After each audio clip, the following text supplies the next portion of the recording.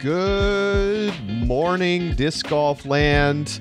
It is the Upshot. It is the start of the 2022 disc golf season, and it is Ulti-World Disc Golf's podcast about the latest in the disc golf world. I'm Charlie Eisenhood, joined by Josh Mansfield, and if you are listening to this, it means that we've either just teed off at the Las Vegas Challenge, or we'll be just about to tee off at the Las Vegas Challenge. So thank you so much for tuning in. This is kind of like a little preview before we get to start the live coverage later today. We've got a lot to get to today. I mean, we kind of earlier this week, we're like, all right, we'll just preview Las Vegas Challenge, and that will be the show. Not so much, Josh. We got a lot to get to. So let's dive in. Of course, we are going to get to the Las Vegas Challenge. We're going to get to our picks, our first picks of the year. We got an over-under for you. So much to talk about. I do want to start on, a little bit of a downer note, but just want to say, thinking of our disc golf friends in the Ukraine and in Russia who may be in harm's way right now, hoping that the players and obviously all of the people in that part of the world are able to stay safe. I could imagine that this could be a stressful day for some of the European players to be having to go out and play disc golf with the concern about friends and family at home and what might transpire here. But just thinking of those folks and hoping everybody's able to stay safe. On a more lighthearted note, Josh, we're kind of at the end of silly season, right? Like, this is the official end of what is typically dubbed silly season, right? We had all the crazy drama with the contracts, and then it sort of we got to the ultra silly season this week. It feels like. Tell us about what you saw on social media. So, Charlie, I was perusing the social media, looking for the hot news, and I saw an Instagram post a little while ago it was really cool. Juhani Vainio is with Finland and was at the Olympics, and shows him, he says, after the day's done and his work there is done, he's throwing a disc through the Olympic rings at the top of the half pipe. It's an amazing clip. It's really, really excellent. So, we see this, and Innova shares this post and tags, at the Olympics, and had requested permission to use this video just by private messaging Juhani, and received permission. And they ended up tagging Juhani in the comments and not in the main post. Quick little note. They asked for permission to post it on TikTok. Right. But then they also posted it on Instagram. And I saw it on Facebook. So it's it's all over the place. Yeah. And in response, MVP did the Anakin Skywalker meme, kind of roasting Innova about not giving MVP or Juhani proper credit. Innova has since issued an apology for not properly doing so, but it all feels very petty to me. Look, this is the end of silly season, okay? So look, Innova definitely has a bit of a reputation for kind of just scraping stuff for their social media and taking ownership of it in a way that sometimes doesn't properly credit those who are, sort of creating the original content. They also have a very active social media where they post lots of things from all kinds of people, and I don't think there's any ill intent there. And then you got, a disc organization DMing Innova and memeing. Look, it just looks terrible for both parties. All right. Innova should have if they're going to have a serious social media team, they need to follow social media rules more clearly. MVP, why are you wading into this publicly during the week that we're starting the disc golf season? I don't understand that. Okay, you got your shot in, but why? I don't see the value here. But and then apparently no one from Innova is responding to emails or DMs. And so when Jeff Panis, the marketing director at Innova, goes on and sort of makes the apology post, which was perfectly well done, he's like, my daughter Kona had to text me and say like, oh, there's something going on. You should check your DMs. I'm like, how is this the communication method that is making sense here? I don't know. The whole thing is just totally ridiculous. And like, let's just flush it away and thank God it's over. Yeah, that's right. Okay. So on to the news this week. We've got our stock picks coming up as well. And we're going to go inside the circle, and we've got the preview and the over-under. Is so much to do. So let's dive right in. And here is the first big piece of news. So the media plan for the Disc Golf Pro Tour is here. So we have basically the structure of what the media is going to look like in 2022. Obviously, we know about Disc Golf Network, live coverage. Okay, that starts today. And, we'll run through the whole season at pretty much every event. So then they announced the post-production partners. It's basically a carbon copy of 2021. Jomez will be covering MPO lead card. Gatekeeper will be covering MPO chase card. And GK Pro will be covering FPO lead card. And Jomez will also be at some of the majors. I think all of these groups will be at some of the majors. Because remember, the Disc Golf Pro Tour now controls media for not only the Pro Tour events, but also the PDGA majors, which doesn't include USDGC and European Open, which are sort of respectively owned by other entities, not the PDGA. So that's the basic structure. But the news that is notable is that really for the first time, the Pro Tour sold the media rights in a meaningful way. And Jomez is paying $250,000 a year for rights to the MPO lead card to be able to produce and distribute MPO lead card coverage. $500,000 deal over 2 years. Again, Jomez is paying the Pro Tour, not the other way around, which, up until really like maybe 2-3 years ago was what would happen. The PDGA was paying these post-production companies to come and cover the majors. The Pro Tour used to pay for post-production companies to come and cover. Now, lately, it's been more of a trade deal, but this is the first year where we're seeing cash payments really in a substantial sum going from the producers on YouTube to the Pro Tour. And obviously, Jomez is paying, $250,000 a year just to have access to being able to post that on YouTube. So, Josh, initial reactions to this news. It's a day we all probably knew was coming, but did we know that it was going to be this sum this soon? I think that as soon as the Disc Golf Pro Tour got the national tour and majors, the writing had to have been on the wall. At that point, Disc Golf Pro Tour controls access to professional disc golf, and if you want in now, it's going to be a high premium.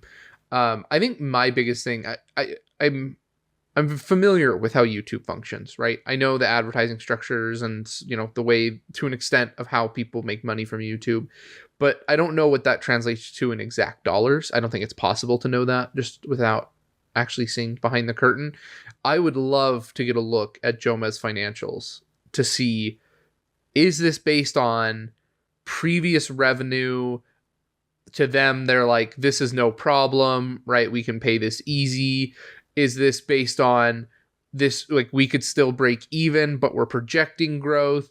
Or is this if we don't do really well this year, we're going to be losing some money, right? Like, I wish I could know where on that spectrum Jomez is in paying for that. I hope to have Jonathan Gomez on the show again soon to discuss the, having talked to him many times in the past, and, he was on our media panel, I think from not this past winter, but 2 winters ago, which is one you could, go back in the Upshot archives and dig up and listen to.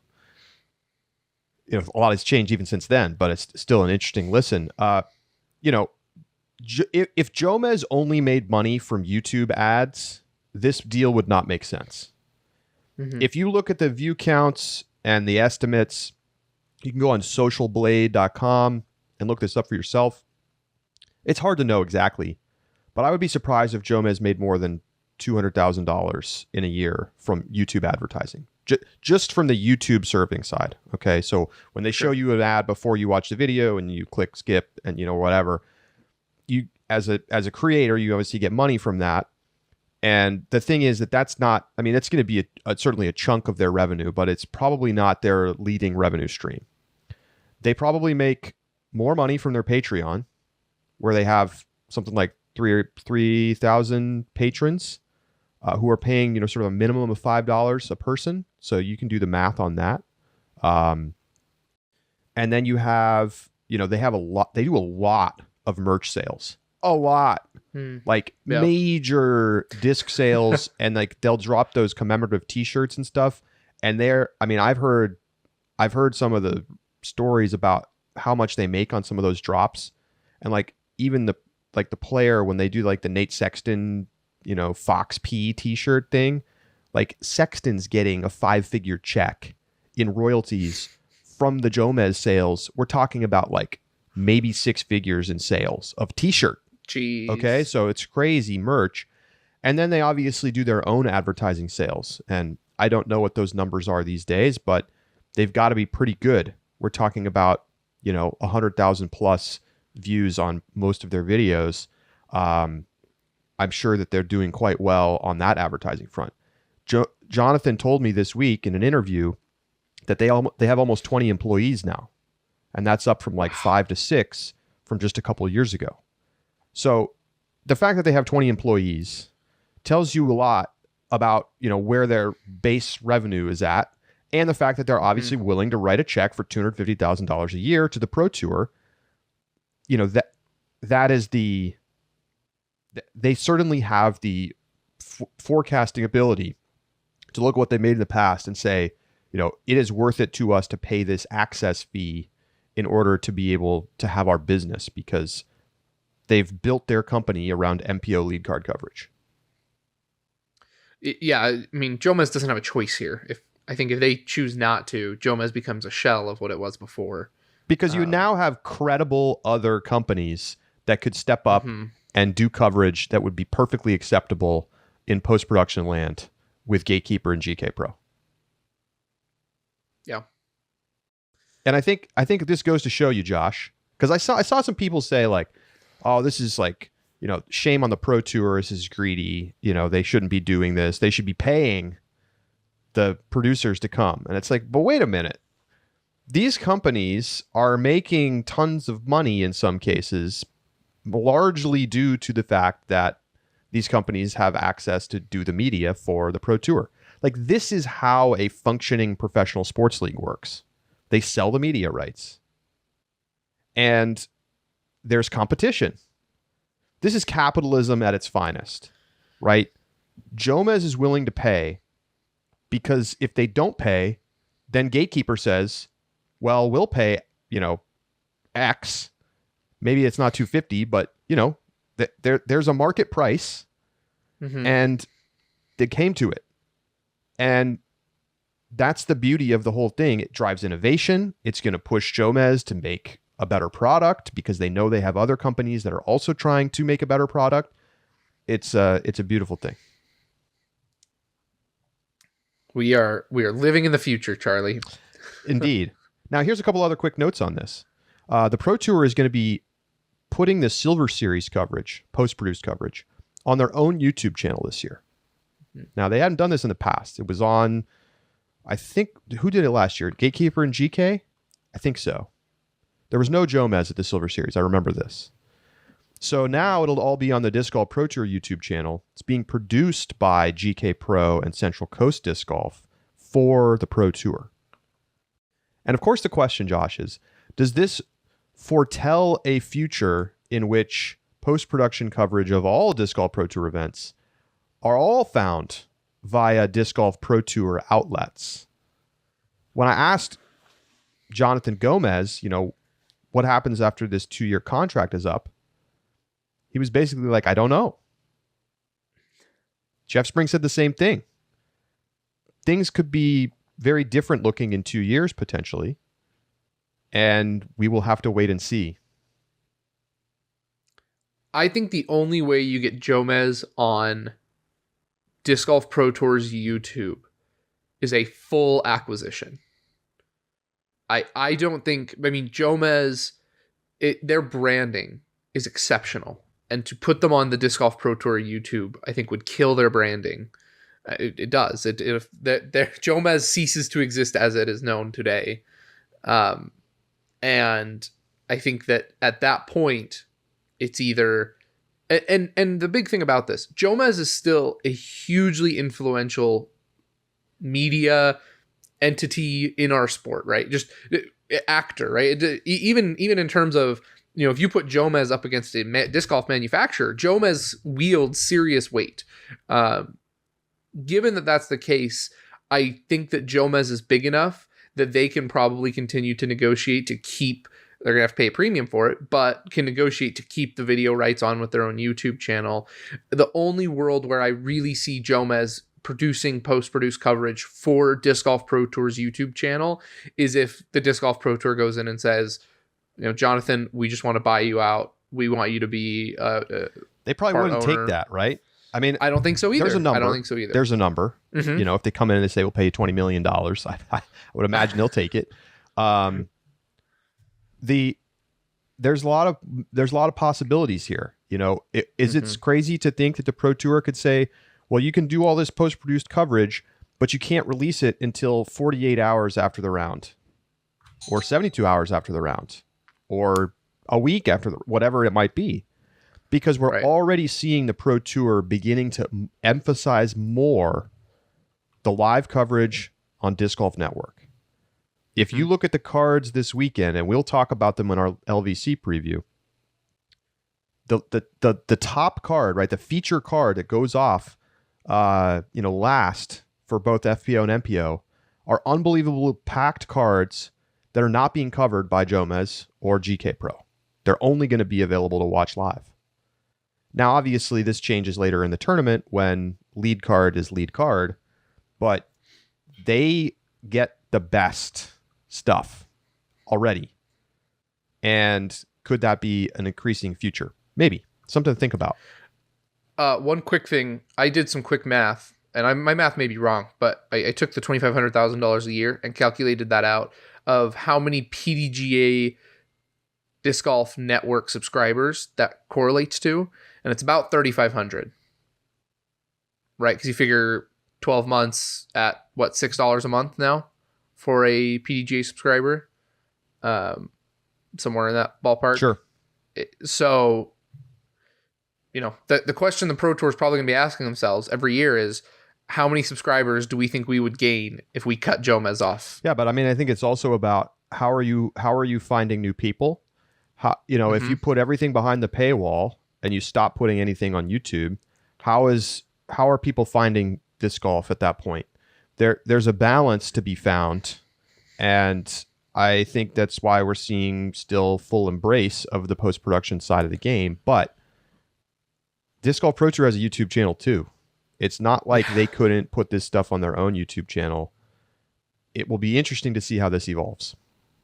Yeah, for sure. Let's move on to our stock picks. Now, we're not going to do a full show stock picks here because we just got too much to do. But we wanted to get in and kind of make some preseason picks. And what we're going to do is we're going to do 2 buys, 2 sells, and 2 holds to start the year. And just kind of establish a portfolio to begin the season. We'll dig into this more later in the year as we get moving. So, Josh, I'll let you have the honors here. You can choose from the category that you. Why don't we start with buys? Who are you buying to start the season and why? Yeah, I am going to buy stock in Evelina Salonen. Okay. Already a pricey stock. Already a pricey stock, but I think her stock is a little lower for a few reasons. One, U.S. investors are putting their money in Kristen Tatar. We have a lot of new fans who came in with COVID, who watched what Kristen Tatar did last year, and to them, Kristen Tatar is the face of European disc golf. Historically, though, Evelina is the better player. Evelina is the best of the 3 European women typically. And so I think Evelina's stock is a little bit under right now, thanks to the Kristen Tatar kind of residual hype, and the European hype is building and raising Kristen Tatar's stock. I think Kristen Tatar's probably stock would be a little overinflated right now. I think it's a good time then to snatch a little bit extra Evelina stock before the season starts. I like it. I am going to put some chips down and buy some Macy Vela Diaz stock. Macy Vela Diaz, this is not a blue chip name. It's not trading at a premium price here, but we saw lots of potential from, formerly Macy Walker, now married. So if you're wondering who I'm talking about, Macy Vela Diaz going to be more on tour this year, has shown us the tools to be a top player in FPO, still very young. I love this. I think the European names, it's a little priced in at this point. I agree. I like your take. Kristen Tatar is definitely like the overvalued stock right now. Although it still may end up being a good buy. But right. I think Macy Vela Diaz has lots of room to run as my stock pick in FPO. Okay, I like it. As for who are you holding, Charlie? Say what? Or are you going to MPO buy? I'm going to MPO buy. MPO buy. Okay. And this is, man, I feel like I just keep buying the same names, but it just like, I feel like it keeps paying off. Maybe the price has gotten too high. Kyle Klein is like my first inclination, but I wonder a little bit about the price just going up too much there. I'll take some Linus Carlson stock. Ooh, I'm going to take some Linus Carlson stock. So, Linus, one of the best players in Europe right now, but still, sub 1040. No, not a name people know in the US. Maybe a name we'll get to know this year. Just heard him in the press conference talking about how he's been training hard in the gym for the first time in his career. So he's adding distance. And we'll see how he does. He finished second at the European Disc Golf Championships. He and Nicholas Antela were way out in front of the pack. It's hard to... I feel like it's difficult to assess like where these top MPO players in Europe are headed. But why can't they be... Who's going to be the 1040 guy? I think Carlson could be it. So that's where I'm just going to buy my stock there. That's a good pick. I'm taking a gamble on something else, and I think that his stock is probably a little bit lower than what it should be. I'm taking Nate Sexton. Okay. So if you go to UDisc, Nate Sexton is registered right now for LVC, Texas State, Jonesboro, DDO, and OTB Open. So not a full tour per se. He's only missing a couple events in there, though.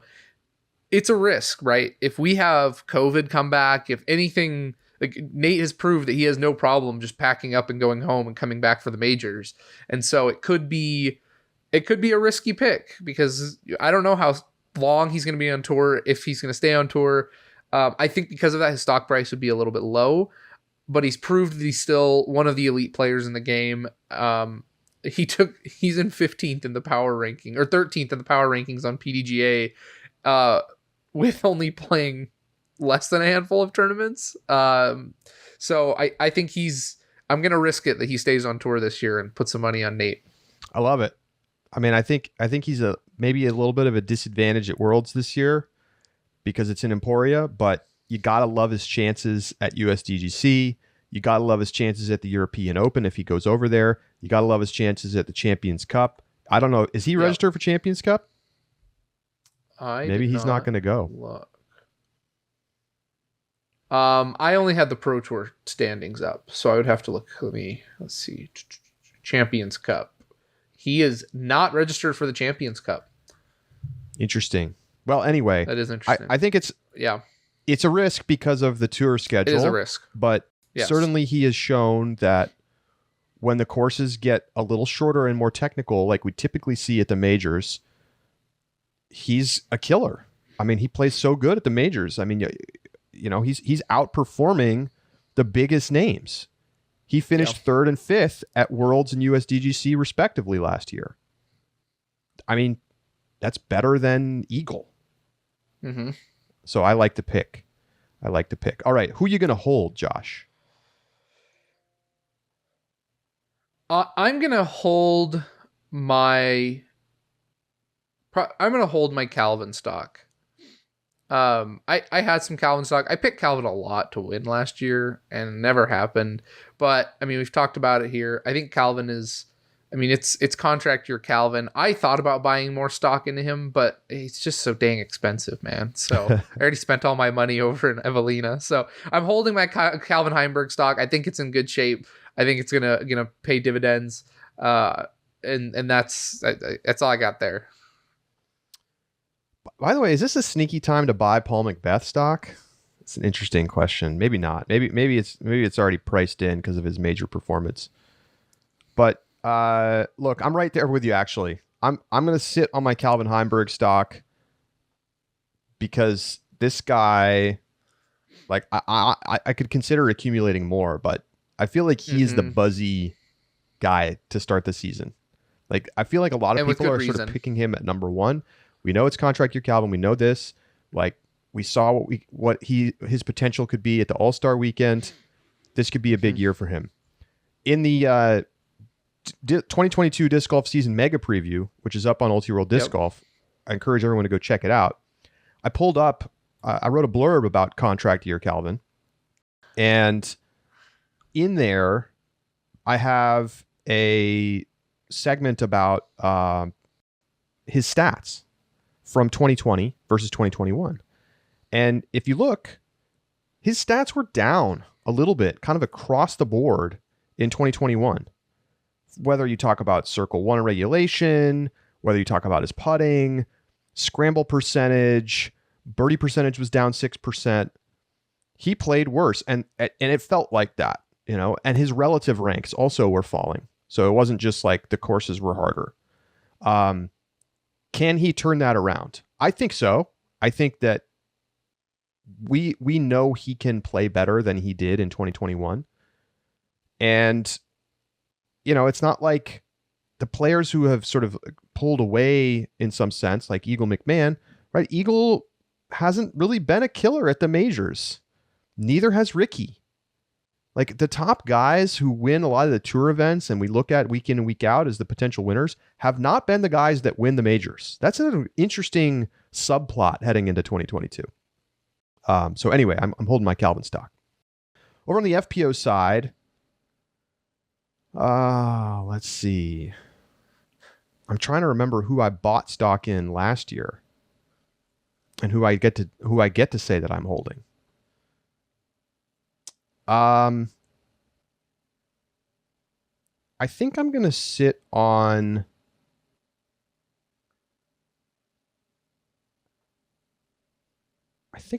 my Haley King stock. Oh, okay. I like that I'm pick. a little unsure about where Haley King is headed. You know, got a new manufacturer, like, didn't look super kind of weird sharp way to at get All-Star. There. I don't really know that I want to buy more, but I'm happy to have the stock that I own. Yeah, it's good pick. I'm going to hold my Valerie Mondahanu stock. I'm not quite ready to sell the farm to invest in Valerie. I know I got some last season. I think she's going to do well. I think it's going to pay well. But I just don't see selling it right now to be all that advantageous. I think the price is probably a little bit higher than where it was, thanks to the Throw Pink Women's Championship and then the contract switch, but not enough yet that I'm willing to start letting go of shares in order to line the pockets. So I'm gonna hold her and see how she does this season. All right, we got to sell some stock. Who are you selling on FPO? Oh, you want to start an FPO? Okay. I'm going to sell... I think I'm going to sell my Missy Gannon stock. Great year, 2021. I see her getting pushed down the leaderboard at most tournaments because the European women are back. And I think you're at a price premium with Missy Gannon. Just won a couple tournaments to end the season. You know, it is voted by fans as player of the year in the Disc Golf Pro Tour. Like, the hype is too hot.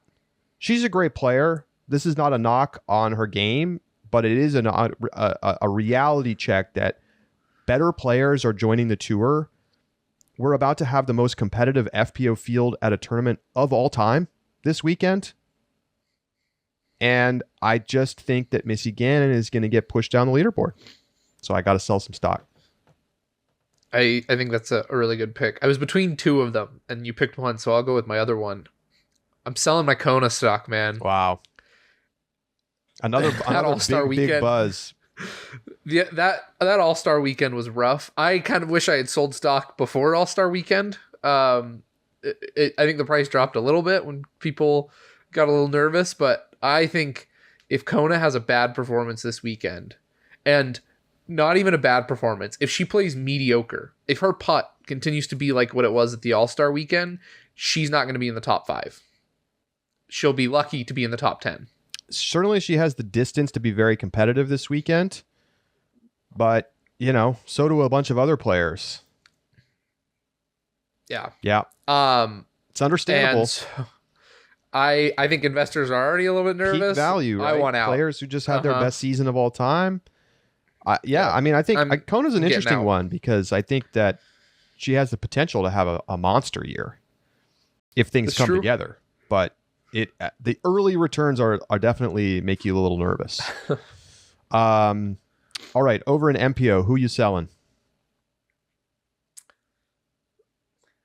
I'm selling some of my Ricky stock. Oh, wow. Probably not all of it, but I think he comes off of a season that I am. I'm taking the profits. I'll stick them somewhere else later. Look, man, I got to afford the Evelina stock somehow. Ricky had an amazing season.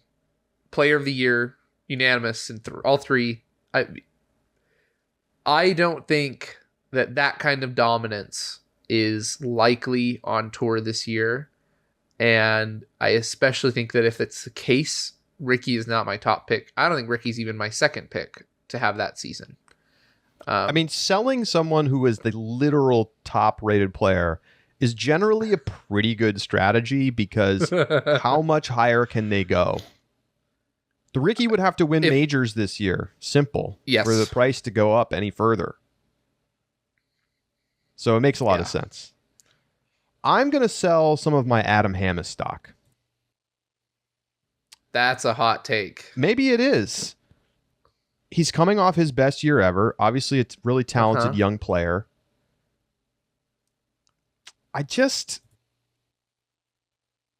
There's something like the increased competition this year. I just don't expect to see him come back and win multiple Elite Series events again. And I think that we could see this be a little bit of a plateau. He is somebody that I think I can get back in on at a cheaper price. Okay.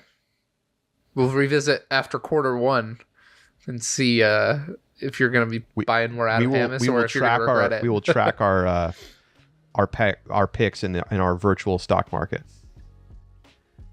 So there we go. Those are our stock picks for the start of the season. Stick around because coming up, we're going to go inside the circle. We got a bunch to get to, and we're going to get you ready for this week's Las Vegas Challenge, the start of the 2022 Disc Golf Pro Tour season. The Upshot continues right after this.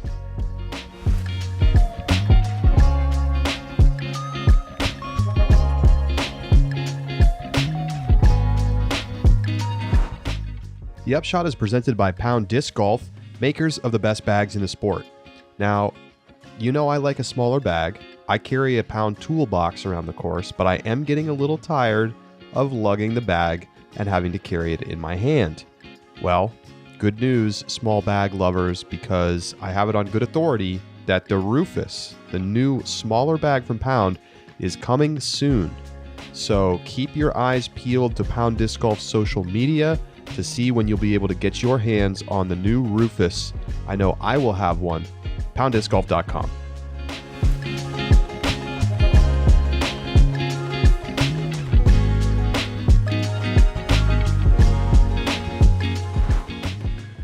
Welcome back to The Upshot. Before we get to our Las Vegas Challenge preview, it's time to go inside the circle. Josh, take it away.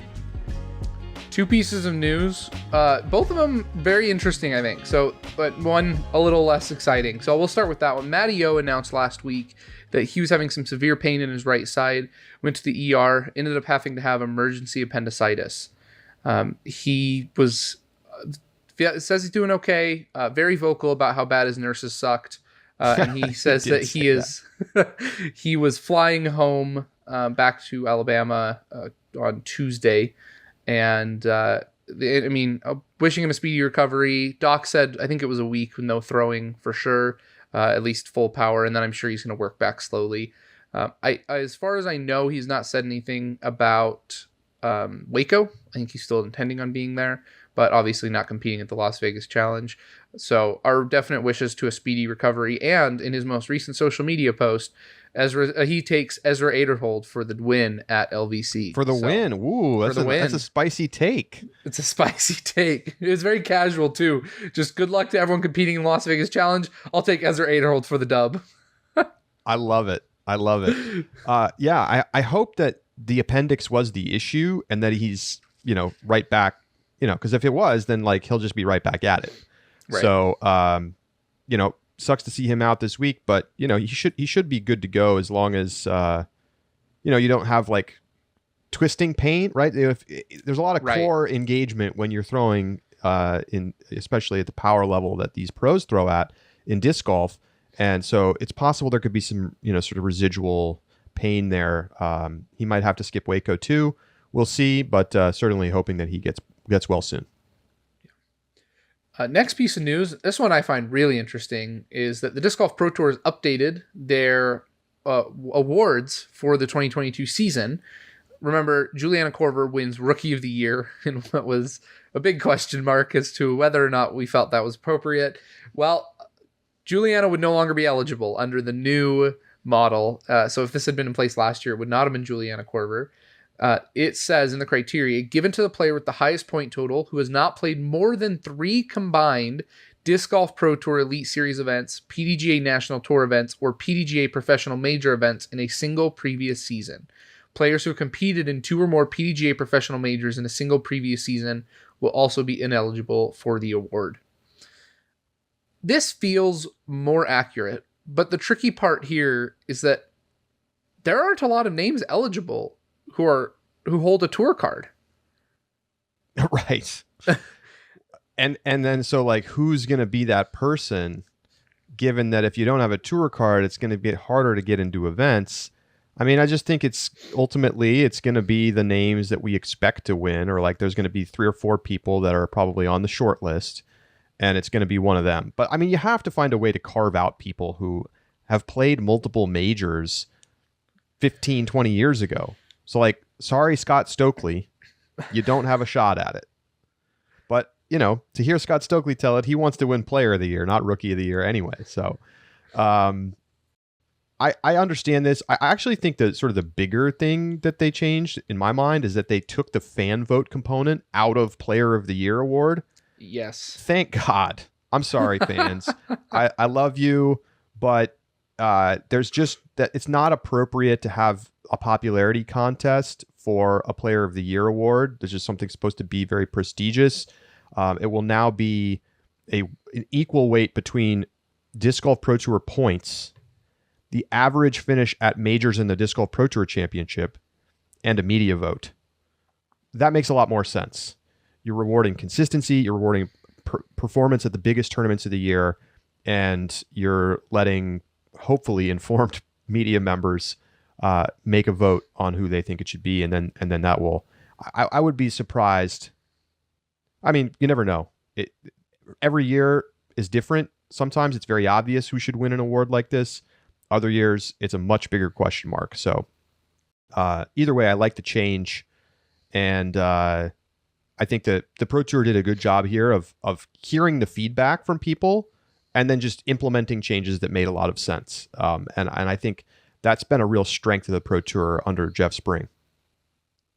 Yeah, completely agree. I like this change a lot. Also, with the Rookie of the Year, about the tour card, shout out to Jesse, writer UltiWorld. He's the one in the Discord asking that question and doing the work on that. So keep an eye out for a little more full breakdown from UltiWorld about who is going to be eligible for Rookie of the Year.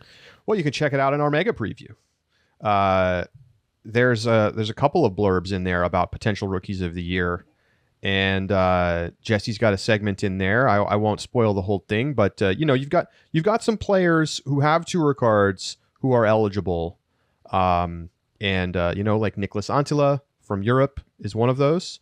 So that could be pretty interesting. On the FPO side, maybe an Aria Castrita, a name that we've discussed here on the Upshot in the past. So go check out the mega preview for all the details. All right, let's move on, and it's time to talk about the Las Vegas Challenge. So, of course, it's the starting event of the year. This is an interesting event because it's 4 rounds, which is not typical of regular season non-majors. And it also has 3 courses, something that's been discussed a lot. We've heard, some negative feelings about that, particularly obviously in our Paul Macbeth interview a couple weeks ago. He cited that as the reason he's not playing this weekend, and will start his season at the Memorial. Still, it's kind of like a knock the rust off tournament with a lot of open hyzer backhand shots, a lot of players reaching for a distance driver on a lot of the holes. It's certainly not the most interesting set of courses on tour, but it is, a chance to watch people bomb it. And you're going to see the long arms have an advantage out there this weekend. Josh, what are you watching for as we head into LVC? I would say the thing that I'll be watching for is the best FPO field ever. You mentioned earlier in the show, it was in your preview article up on Ultiworld as well. Go check that out if you haven't had the chance yet. And Statmando gives us a tweet that kind of explains a little bit. It says there are the most 970 rated players in a field ever with 5. Previous best was 3. The most 960 plus rated players in a field ever with 8. Previous best was 5. And the most 950 rated players in a field ever with 11. The previous best was 9. And it's the first time in 10 years there have been more than 6 players rated higher than Katrina Allen in a tournament field. Yeah, I should say that actually needs to be corrected to 6 or more. There's 6 exactly or more, 6 okay. players rated higher than Katrina Allen, but that is the first time that's happened ever. So if you were to go just by rating, you would leave Katrina Allen off of the top 5. Yeah, she's 7th highest rated player in the field. It's going to be a wild tournament. It's going to be a very interesting tournament. Now, not only is this the best FPO field of all time, Statmando asked it as a question, but I'm happy to make it as a statement. I mean, I don't think there's any question. It is the best field that we've ever seen. And we also have the best single card that we've ever seen. Literally, the round 1 feature card that will be presumably the bulk of today's live broadcast on DGN for the FPO field has the 4 highest rated women in the world on it: Paige Pierce, Kristen Tatar, Evelina Salonen, and Henna Blomroos. So not only do we get the Europeans back, but they were like, you know what? Let's just give the people what they want, put them all on a card together, and it is the highest rated card in FPO history. Amazing. So, you have to be excited about this. I set the number in the preview, Josh, at one of those 4 women winning the tournament at more than 50%. What do you think? This is a free over-under. This doesn't count to our contest, but do you think that number's too low, too high? If I look at players who I would otherwise expect to win it, I think Katrina Allen has a good shot. And then Maybe Haley King? Maybe Haley King. I think the number is probably closer to like 65%. All right. I was kind of thinking the same thing, but I stuck with the 50. But yeah, that's certainly going to be exciting. Obviously, across the board, I'm going to be watching for just Europeans and just foreign players being back in the U.S. on tour. Many of them planning their seasons around the Disc Golf Pro Tour. So we're going to see a lot of them. But who's going to stand out this weekend? Who's going to maybe look a little weak? I think this is going to be a very interesting part. We know the European women are going to be very impressive. The question is, what are the European men going to look like? That's going to be something to follow. We've also got Jackie Chen from Taiwan coming over. Remember, he is the guy that at the 2020 Asia Open beat Philo, beat James Conrad, beat Nate Perkins, won the tournament, and popped up, with a 1040 plus rating. Boom. And so how is he going to compare to the most competitive tour and field? It'll be a fun story to watch. I have tempered expectations for Jackie Chen. I think, a top 25 or even top 50 performance would be just fine. I don't think he's going to be a world beater. But hey, if he finishes in the top 10, I mean, that would be amazing. The other exciting thing, speaking of Europeans, you also have Linus Carlsen on the MPO feature card for the Disc Golf Pro Tour. So you're going to get plenty of Europeans today. Make sure to tune into the coverage so you can watch those four. And it's noteworthy that if you do not watch this lead card, you may not get the opportunity, depending on how they play, to watch them again. Jomez has a feature card that does feature the likes of Jackie Chen, Nate Sexton, Ezra Aderhold, but it does not feature the Linus Carlsen top card, nor does it feature, and obviously, the FPO lead card. So the MPO feature card that's DGN only is Ricky, Eagle, Calvin, and Linus Carlsen. And then, the four FPO players that I already mentioned. So those are not being covered by the post-production teams. So, they're trying to get you to buy that DGN subscription day one. I'll tell you that much. So what else about this tournament? I think 3 courses, they're all fairly similar. They're all pretty open golf course style layouts with OB greens and OB edges of fairways and things like that. But they're also not particularly long. Mm-hmm. They range from 7,000 to 9,000 feet. We've seen courses pushing to almost 11,000 feet on tour, and these will not be the longest courses on tour this year. In fact, there's a good chance that, and they say this in the caddy book, if this tournament is back on the Pro Tour next year, it is going to probably move to 2 courses. And I wanted to play a clip from Jeff Jacquat, who's the TD of this event, also works for the PDGA.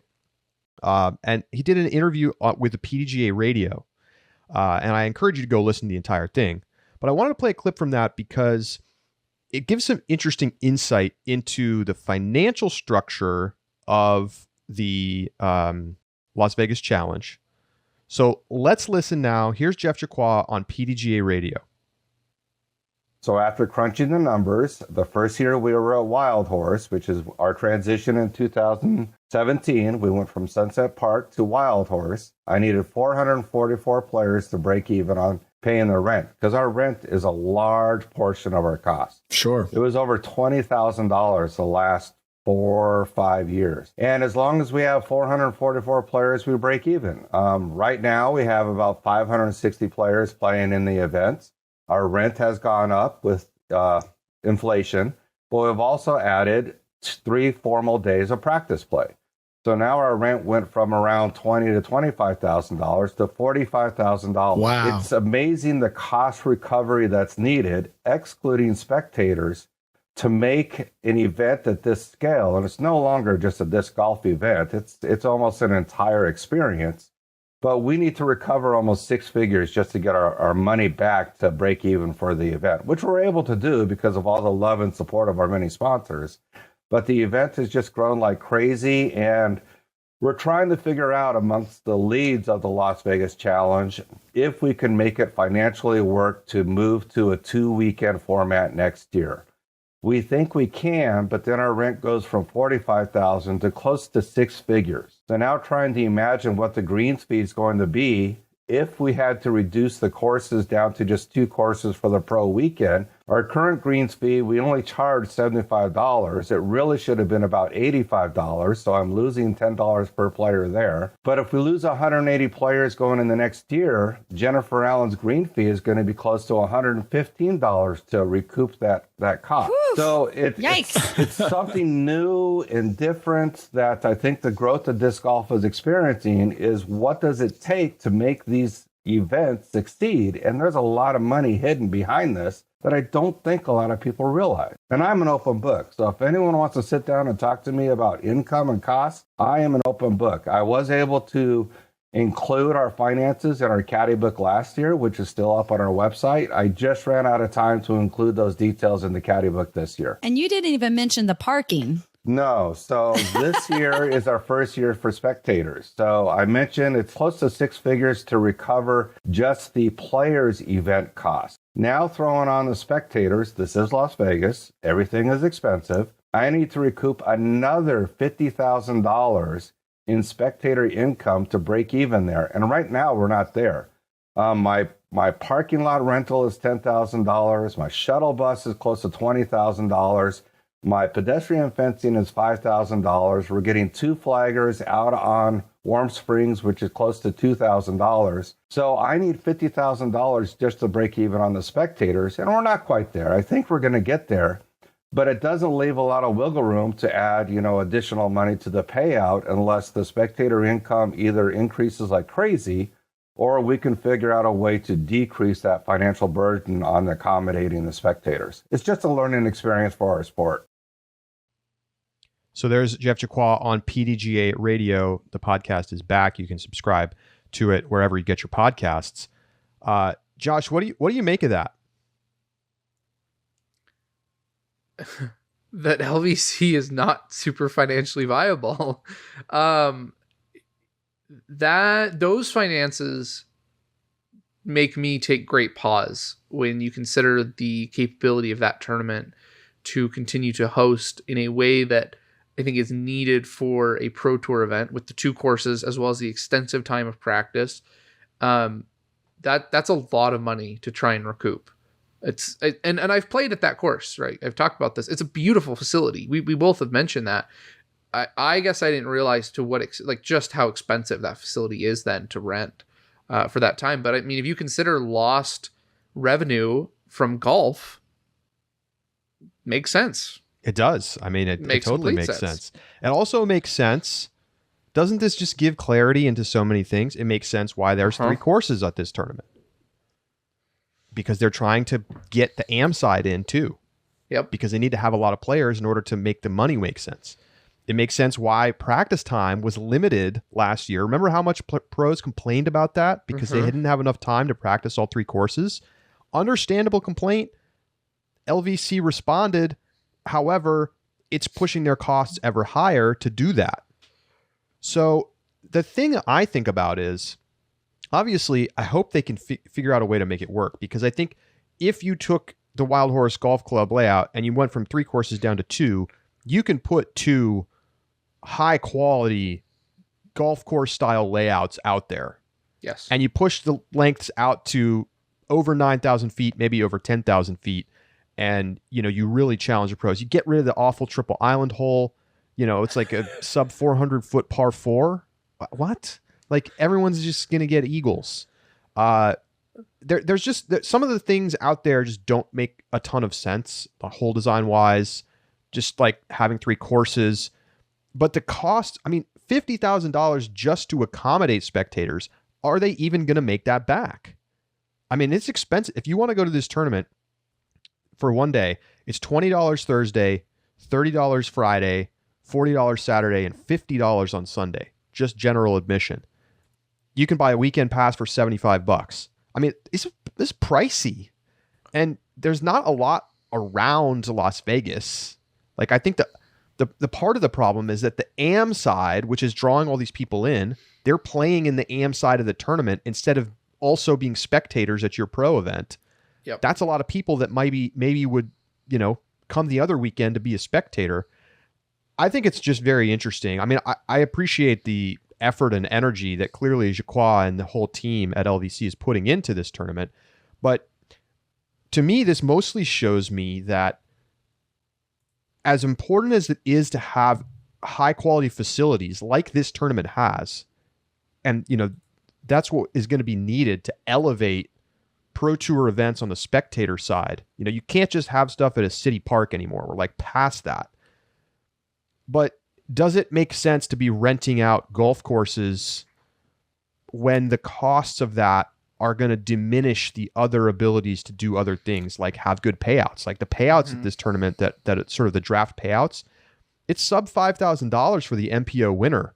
I mean, that's looking a little thin compared to what we were seeing at the end of last season. Let alone what we're going to see this season. Right. And so the challenge, I think, is going to be, and this is where we have to start transitioning, we've got to start using private disc golf courses that can host these kinds of events and plan for needing spectator areas and locker room facilities and an on-site catering kitchen, all of the other things that are required to have a large-scale event. We're going to have to start building those ourselves. So that's like if you want to be a disc golf entrepreneur, go buy a great plot of land, build a great course, and don't just think about the course. Think about the other facilities, because then we can start to host these events at places where it really makes sense to do it, and it doesn't break the bank to be paying to rent out existing facilities at high margins.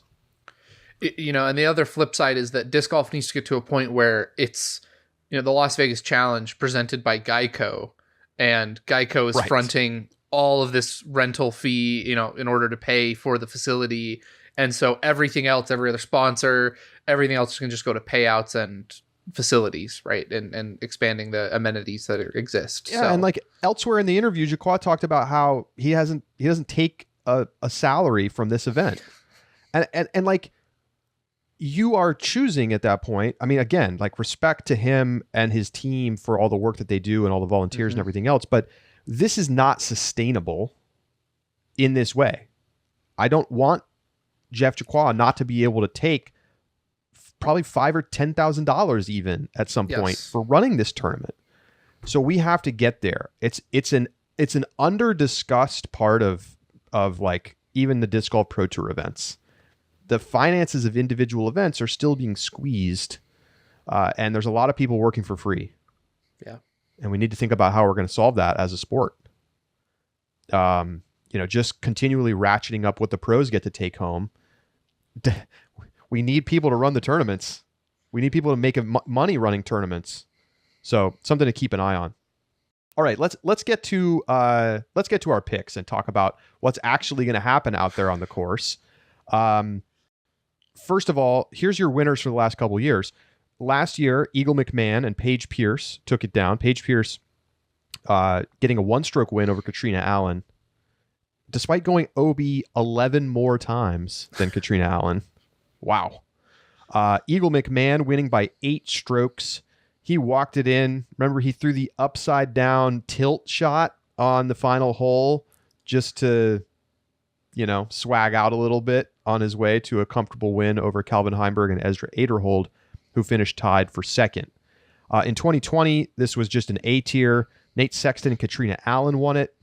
In 2019, it was Calvin Heimberg and Paige Bierkus, now Paige Shue, winning as a national tour event.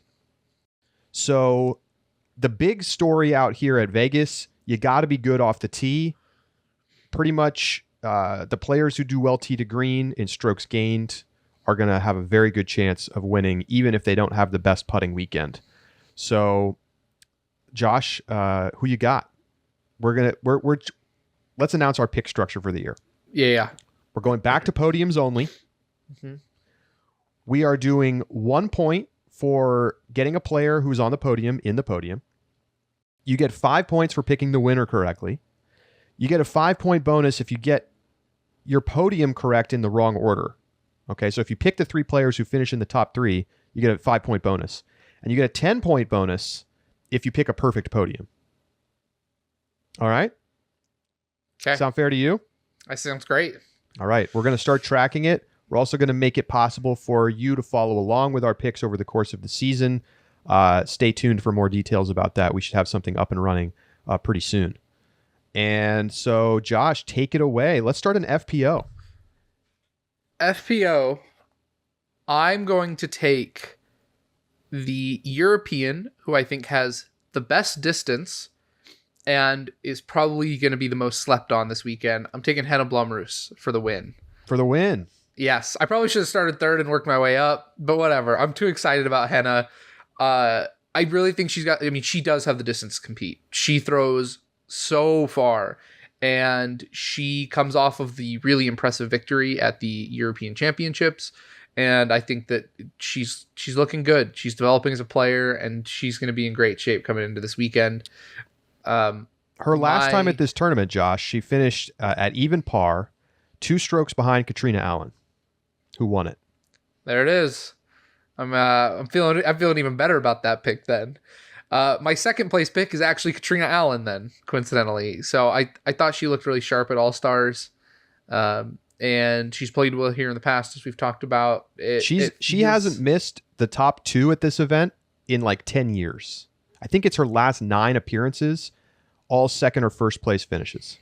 We're going to make it number 10 then. My final pick was actually the hardest because I still have 2 great European women, and then there's Haley King, but I'm going to take the player that we got to watch all last season who, tried and true, Paige Pierce. Gotta have her on the podium somewhere, I'm feeling. So that's my top 3 on FPO. This is a tournament where Paige Pierce is going to have a big advantage over a lot of the field because of her distance. All right, so I am actually not going to take Paige Pierce to win, though. Okay. I'm taking Katrina Allen to get back on top of the podium. I was really encouraged by how good she looked at All-Star Weekend with a new bag, how excited she seems about the new DGA plastic that she's throwing in the press conference. And, again, she only missed the win last year by 1 stroke. I thought she looked a little sharper than Paige at the All-Star Weekend. And so, I think if Paige goes out of bounds a lot, as she did. There's more OB on the course this year, by the way. One of the things that's changed the most about the courses, haven't been too many changes, but they have added more OB along the edges of fairways to create spectator viewing areas. Whether that comes into play or not, I guess we'll find out. The wind has been absolutely brutal during the practice days. There's videos on social media of just like flags fully stiff straight out to the side, but the wind is supposed to be down for the next few days. It may get windy in the afternoons, but like today's forecast is it's not supposed to be windy out there. So that could mean scoring conditions are good. It's something to keep an eye on over the course of the weekend.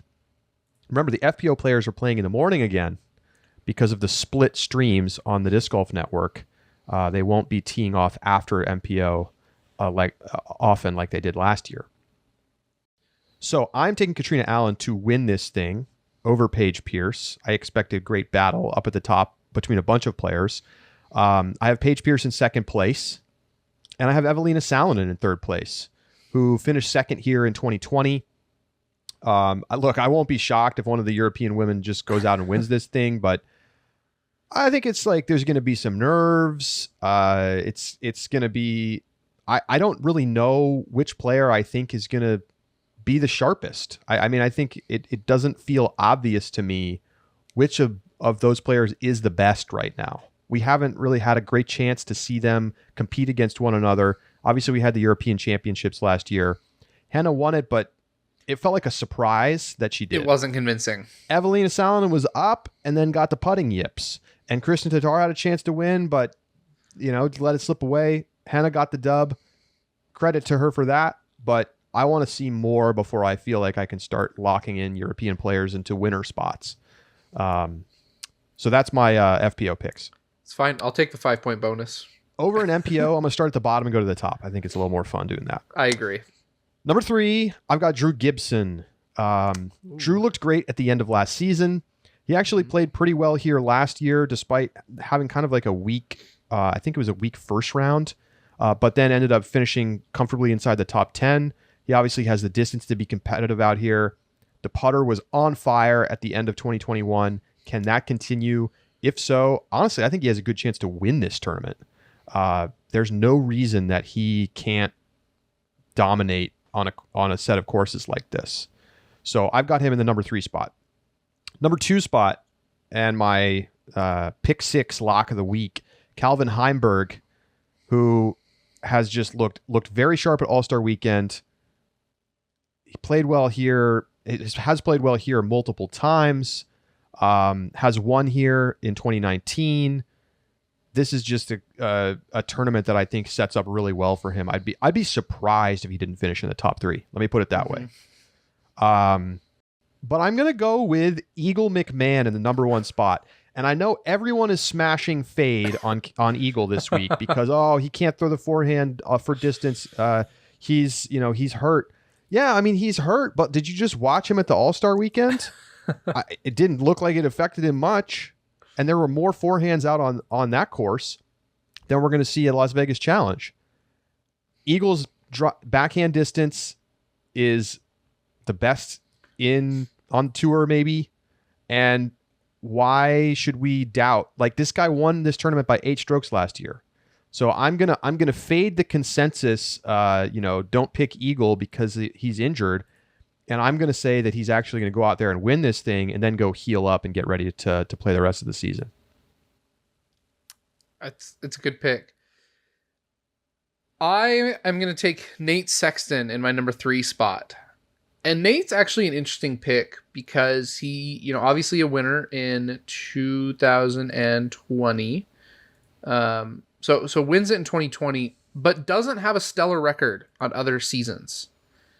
2021, for example, was 17th, and 2019 he was in 10th. And so it's a pick that I am not 100% confident in, but Nate had a good season when he came last year. It feels like he just feels invigorated. He feels like, I don't know. There's something about Nate right now that really makes me want to pick him. And he has the history here. He can win here. We've seen the ceiling. It's incredibly high. And I'm feeling confident that Nate's going to have a good weekend this weekend. So I'm, Yeah. He's like an interesting, last year he birdied 7 of the first 10 holes in the first round, but he also had a stretch where he went double bogey, bogey, bogey. I don't really know. I don't think he's going to do that again. I think Nate Sexton is as capable as anybody of putting down big numbers and getting a really strong performance. So I think it's a totally reasonable pick. My next pick is Eagle. I'm going with Eagle number 2. All the same reasons that you say. Eagle's got that distance. He's got the power.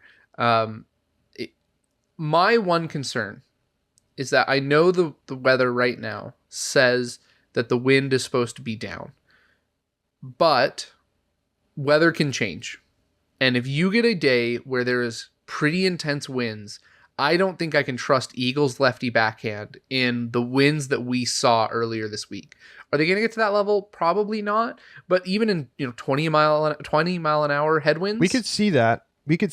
Gust to 20 is very possible, especially in the afternoon rounds when the MPO lead card will be going off.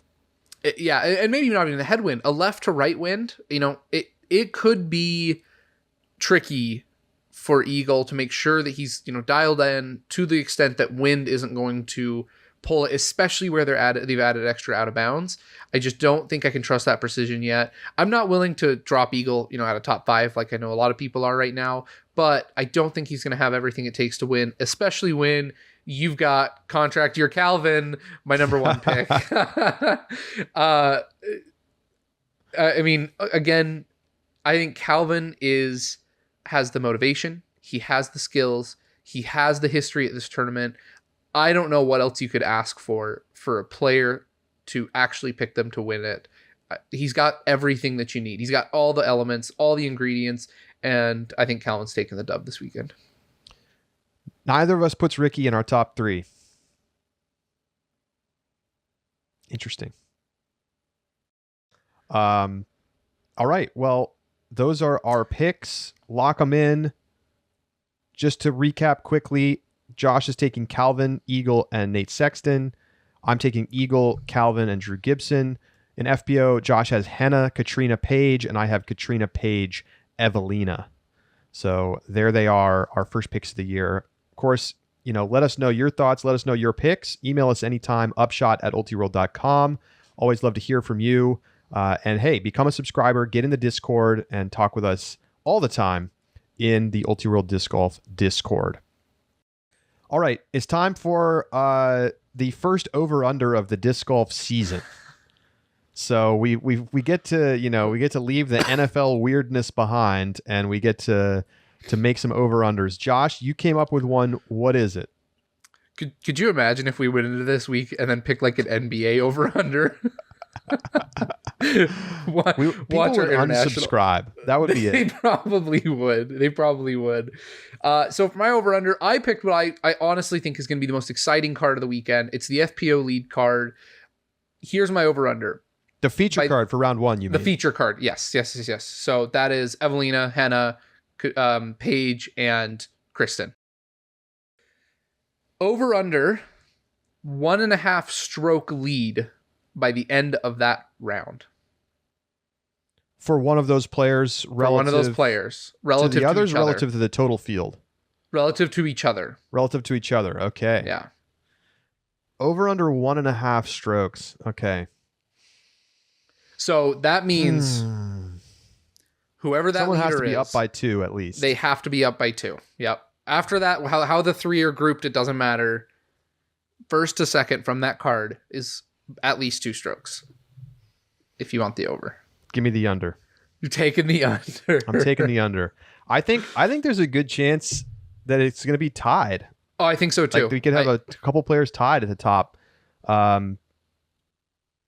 Yeah, I just think like what an opportunity to set the tone for the season with this card.